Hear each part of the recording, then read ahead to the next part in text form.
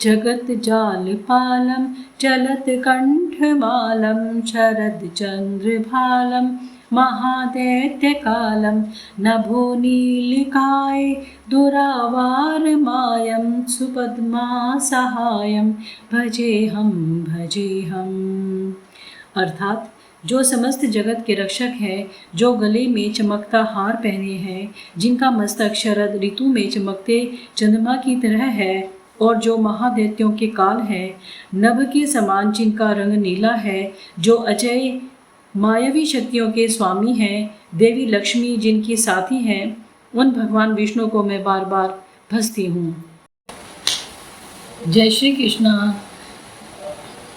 आज मैं कार्तिक मास के 11वें दिन में आपको कार्तिक मास के 11वें अध्याय की कथा व महात्म्य सुना रही हूँ। लेकिन इस सबसे पहले आप मेरा रमा भक्ति चैनल को लाइक करें, सब्सक्राइब करें और शेयर करें, और इसके बाद अपना कमेंट में अपने विचार भी लिखें कि आपको ये चैनल कैसा लग रहा है। तो आइए शुरू करते हैं हम कार्तिक मास की यह कथा।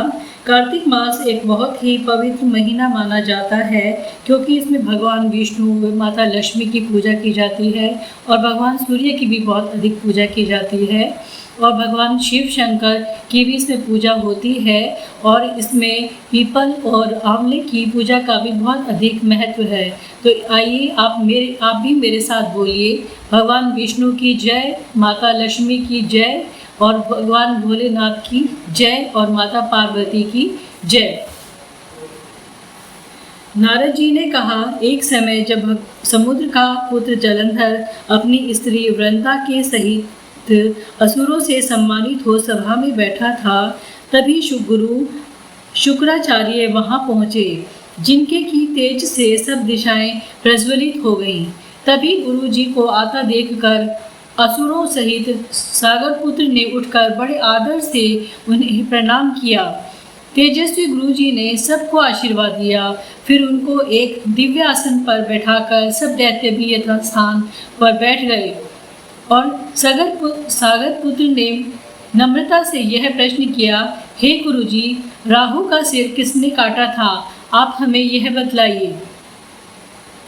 इस पर शुक्राचार्य ने विरोचन पुत्र हिरण्यकशिपु और उसके धर्मात्मा पौत्र का परिचय देकर देवताओं और असुरों द्वारा समुद्र मंथन की संक्षेप में सब कथा कहकर यह बतलाया कि जब समुद्र से अमृत निकला तो उसे देवरूप बनाकर राहु भी पीने बैठ गया। इस पर इंद्र के पक्षपाती भगवान विष्णु ने राहु का सिर काट डाला। यह सुनने के साथ ही जलंधर के नेत्र लाल हो गए। उसने बड़ा क्रोध किया, फिर अपने धस्मर नामक दूत को बुलाकर गुरु का कहा सब वृतांत सुनाया और आज्ञा दी, तुम शीघ्र ही इंद्रपुरी में जाकर इंद्र को मेरी शरण में लेकर आओ।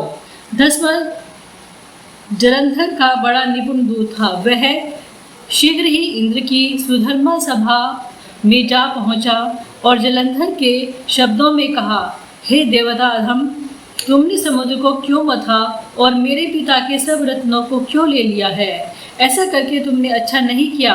यदि तुम अपना भला चाहते हो तो सब रत्नों सहित देवताओं के साथ शरण में आ जाओ, अन्यथा हे सुराधम, मैं सत्य कहता हूँ कि तेरा राज्य ध्वंस कर दूंगा। इस पर इंद्र बहुत विस्मित हुआ और कहने लगा, पहले सागर ने मेरे भय से सब पर्वतों को अपनी कुक्षी में क्यों स्थान दिया और मेरे शत्रु दैत्यों की क्यों रक्षा की? इसी कारण से मैंने उसके सब रत्न हरण किए हैं। मैं सत्य कहता हूँ कि मेरा द्रोही सुखी नहीं रह सकता। इंद्र की बात सुनकर वह दूत शीघ्र ही जलंधर के पास आया और सब बातें उसे कह सुनाई, जिन्हें सुनते ही वह दैत्य क्रोध के मारे अपने होठों को काटने लगा और देवताओं को जीतने के लिए उसने उद्योग आरंभ किया। फिर तो सब दिशाओं तथा पाताल से करोड़ों दैत्य उसके पास पहुंच गए। शुंभ निशुंभ सेनापतियों को साथ लेकर जलंधर इंद्र से युद्ध करने लगा। शीघ्र ही इंद्र के नंदन वन में अपनी विशाल सेना उतार दी। वीरों की शंख ध्वनि और घोर गर्जन से इंद्रपुरी गूंज उठी। अमरावती छोड़ देवता उनसे युद्ध करने लगे। भयानक मारकाट हुई। दोनों पक्षों के आचार्य अपने अपने मृतकों को जिलाने लगे। असुरों के आचार्य गुरु शुक्र अपनी मृत संजीवनी विद्या से गुरु बृहस्पति द्रोणागिरी से औषधि लाकर मुर्दों को जिलाते रहे। इस पर जलंधर ने अपने गुरु शुक्राचार्य जी से क्रुद्ध होकर पूछा, मेरे हाथों से मरे हुए देवता जी कैसे जाते हैं? जिलाने वाली औषधियाँ तो सब आपके पास ही हैं, फिर यह क्या बात है? ऐसा क्यों हो रहा है? इस पर शुक्राचार्य जी ने गुरुदेव श्री बृहस्पति जी द्वारा द्रोणागिरी से औषधि लाकर देवताओं के जिलाने की बात कही। यह सुनकर जलंधर और भी क्रुद्ध हो गया। श्री शुक्राचार्य जी ने कहा, क्रुद्ध क्यों होते हो? यदि शक्ति हो तो द्रोणागिरी पर्वत को उखाड़कर समुद्र में फेंक दो, तब मेरे कथन की सत्यता प्रमाणित हो जाएगी। इस पर जलंधर क्रुद्ध हो कर शीघ्र ही द्रोणागिरी पर्वत के पास जा पहुंचा और अपनी भुजाओं द्वारा उसे जड़ से उखाड़कर समुद्र में फेंक दिया। वह भगवान शंकर का तेज था। इस पे जलंधर की कोई विचित्रता नहीं थी। पश्चात यह सागर पुत्र युद्ध भूमि में आकर बड़े वेग से देवताओं का संहार करने लगा। जब गुरु बृहस्पति औषधि लेने के लिए द्रोणागिरी पर्वत पर पहुँचे तो द्रोणागिरी की जगह वहाँ पर उन्हें सूना मैदान मिला। तब वह भयभीत होकर देवताओं के पास आए और कहा कि युद्ध बंद कर दो, तुम लोग अब जलंधर को नहीं जीत सकोगे। पहले इंद्र ने जो भगवान शंकर का अपमान किया था, यह उसी का फल है। यह सुनकर देवता युद्ध की आशा त्याग अत्यंत ही व्याकुल हो इधर उधर भागने लगे। सिंधु सूत्र निर्भय होकर अमरावती में प्रविष्ट हो गया। इंद्र आदि सब देवताओं ने गुफाओं में शरण ली। इसके बाद यह 11वां अध्याय समाप्त होता है। और आपको यह अध्याय कैसा लगा, अपने विचार मेरे इस रमा भक्ति चैनल में ज़रूर शेयर करना।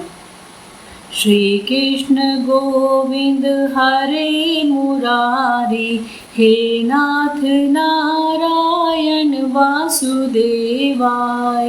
श्री कृष्ण गोविंद हरे मुरारी, हे नाथ नारायण वासुदेवाय। श्री कृष्ण गोविंद हरे मुरारी, हे नाथ नारायण वासुदेवाय। धन्यवाद।